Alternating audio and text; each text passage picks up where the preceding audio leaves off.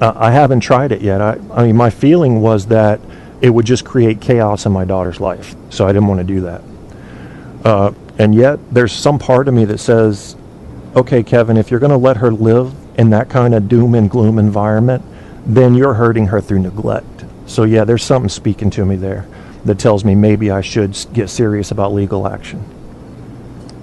Okay, and I take it you don't see this person like a whole lot or hardly ever? No, she's she's about 5 states away.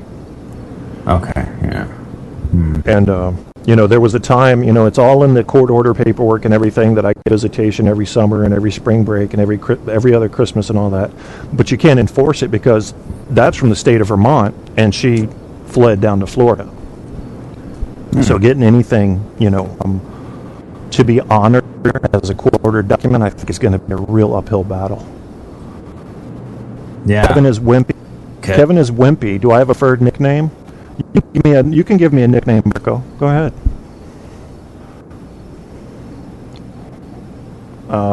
Fled.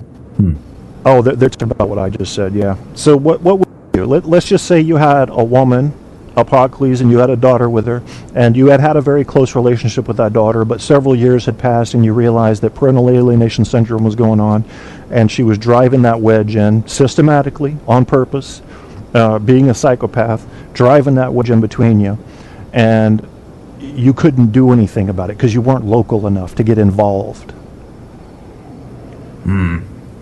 I would still try, just because I know it might cost money, but they'll know that there was no inaction, and they might hold that against you later in life. Or, That's true. At least, I don't know, because this is a weird situation. It's, to me, it's just wow. It sucks.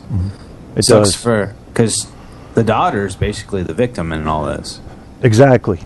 So it's like, yeah. I guess someone said that the certain person, they fled, and for a reason. And Florida's a very shady state, to say the least. Yeah, that's right.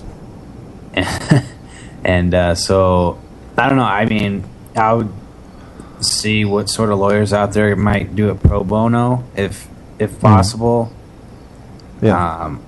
But I don't know. I mean, there's got to be some. I mean, at the end of the day, I don't know. Well, I was thinking that, to be honest, I think you're right. I think I have to take action at this point somehow, but I always thought that what I did, with the initial custody battle and then with taking that case to the Supreme Court when I lost, I thought I was proving then that I wanted to, and it took a lot out of me, APOC. I got to tell you, there's a part of your soul that just dies. You feel like I used to be such a warrior in every way, and now I'm just the kind of guy who, when it comes to stuff like this, I just sit there and go, I don't have anything left. That's the feeling. I don't have any fight left in me. And let me ask, did a lot of your back problems occur around the same time that they left? Yeah, as a matter of fact, yes. My surgery happened about a year before, or at least my first surgery happened a year before I filed for divorce. Wow. So yeah, I got hit with a ton of shit right at once. In fact, when I went to the VA, when I got back to Virginia, they sent me directly to psychiatric and said, okay, because my dad had just died too. They said, this guy's just gone through a divorce, a back surgery, and his dad's died. I need him evaled. And luckily, they found that with the exception of some mild depression, I was handling it all pretty well. But I was empty. I was on E. I didn't have enough energy to be depressed. It was like it took all my energy to get up and go to the bathroom. I mean, I had nothing at that time, And now, as far as psychologically, when it comes to this legal battle, even the threat of it, I still feel like I'm on E, I don't know if I have, because the amount of stress you go through on a daily basis as you wait for lawyers to call you back in court decisions, and then people filing appeals on decisions, and you wouldn't believe what it takes out of you. It's like driving in Washington, D.C. where you have to think about something every quarter of a second. And the next thing you know, at the end of the day, you don't have the energy to breathe barely. That's the kind of stuff it takes out of you. If you care, if you have a heart and you care, and you're not a psychopath, fictitious Chucky is, then it's going to hurt you, because you're going to realize that you're having to hurt other people to get to your end goal of saving the well-being of a child, and none of that can feel good. There's no real winner there, you know. That's true, but it sounds like you were the person wronged unrightfully. So I mean, you're just basically trying to fix what shouldn't have been broken. So yeah, exactly. And all I wanted was to maintain and keep current and keep our relationship close. And yeah, I was a little bit of an asshole when it came to like things like grades and behavior. You know, I was the kind of parent that, although I would never incorporate corporal punishment and believe in it, I was very stern on get straight A's because I know you can, and say please and thank you. And that was about it. You did that shit, you could get away with murder with me. And that's how I think her life would be different right now. You know, she'd have a little bit more of a disciplinarian in her life, but she'd be getting straight A's and she'd be happy. Because I let, you know, the way I've always been around kids, I've let them hang out with whoever they want to. I don't judge them. As long as they're not hurting my kid, they can hang out, they can talk, they can go on trips together. So I would have been the freedom father as long as you're using your manners and getting good grades. And the way it is now is there's this air of, you know, they both, this fictitious character and her husband, I think it's her 5th or 6th husband, they both live on checks from the government for claimed disabilities that are far overemphasized, if you will. They're not legitimate.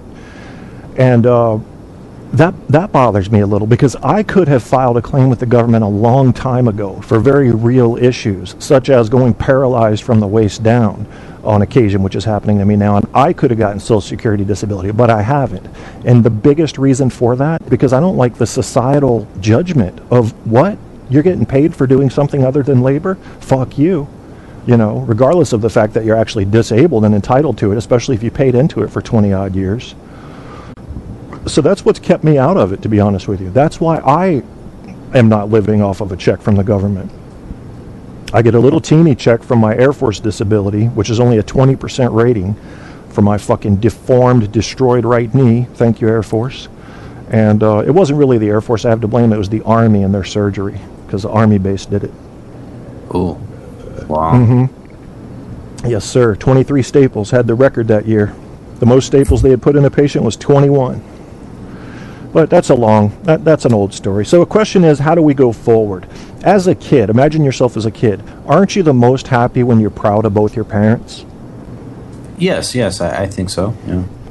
So if you hear one of those parents destroying another one on a daily basis over the period of years, how could that possibly make you feel good as a kid?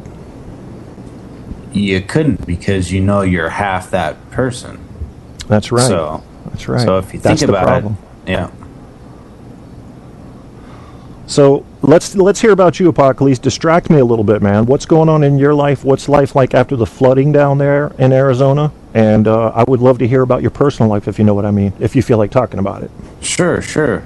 Well, basically what happened about the flooding is I did hijack your show, I think sometime last week. And what happened was, like the highways, like the alarms, like there's a stopgap measure for some of the flooding that goes on. Okay. But for whatever reason, the alarms didn't go off properly, and that stuff didn't go. So it flooded. It was a gradual flood. A lot of it, most of it, I think, was avoidable. Mm-hmm. A lot of dumb people hanging out on the right side of the lanes at certain points, which you're not supposed to. Mm-hmm. But for the most part, people did okay, and they got over it. I think there was some property damage more in certain suburbs and stuff like that, but for the most part, everyone got around it. I got let go of work early that day because the big boss called, from Ohio or whatever it was, and they said, oh, there's a state of emergency going on, and it doesn't look like the storm's, concluding anytime soon, so. Yeah. And there was 2 cars, submerged in the parking lot, so that didn't help matters either, so they just sent everyone home. Wow. But they did pay you for that day, right? But you said something like you were going to have to make up the work for it? Yes, they did pay us, and what they ended up doing was they opened Saturday, and they also made us stay an extra hour the next few days, just to sort of help with the load of the work and all that. So I got you. So as far as the cleanup and relief efforts on there, is that all going well, or has there been some neglect there? As far as I can tell, it's been okay. I don't, I don't know about those people that, whose cars got submerged, because obviously they're not going to start for a while. But I don't know. The mayor and the governor both declared, Phoenix and Arizona in a state of emergency. So they had a lot of extra help and resources available towards them to help the matter at the time. But it was mostly because the heavy rains, I guess, started about midnight, and they just kept going till about, I guess, 10. So it was almost 3 inches, and this was the most rain we've ever seen in about 75 years. Wow. And 75 years ago, there wasn't a whole lot of people here because AC wasn't really as popular as it is now. Once affordable AC became more available, you saw a lot more people show up here. Okay. And how about your personal life? What's going on there? I know a little secret. Oh, yeah. I don't think it's really too much of a secret anymore, just because it's been said on a few different shows already. But, I sort of met someone on this particular network, and it's been working out pretty well, for the most part. I mean, no fights or nothing like that. Just, I don't know. I was very sketchy at first because I was like, someone from the internet, what, I don't want to be like one of those people. Internet love, but this person happens to live actually fairly close to me. So I was like, okay, well, as long as I can, drive there, basically within a half hour, we're good. So, well, the photograph that I saw, you looked incredibly happy, and you sound different to me. I hear a new buzzing energy just under the surface of your voice. Is that are those the little cherubs flying around shooting you in the heart? Well, it's either that or I got up this morning at 4 a.m. and it's about 1, so it could alter my voice, or it could be a mixture of both. Who knows? That could be it. I didn't realize you had stayed up this late. When do you have to work? Do you have Wednesdays off? Yeah, so with my schedule, I stay up Tuesday nights, and then what I do is I kind of limit the amount of sleep I get tonight. That way I can fall asleep about 9 tomorrow.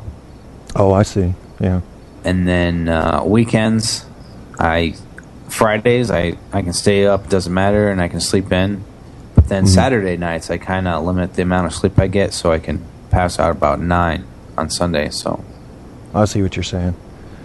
My girlfriend has Sunday-itis. She stays up late on Friday night and then stays up late on Saturday night and then can't go to sleep on Sunday. So that bothers her too. But for me, I don't get to pick when I sleep. I mean, actually, I feel like I have to admit I slept 6 hours each the last 2 mornings. And I was so thankful because there's no replacement for sleep.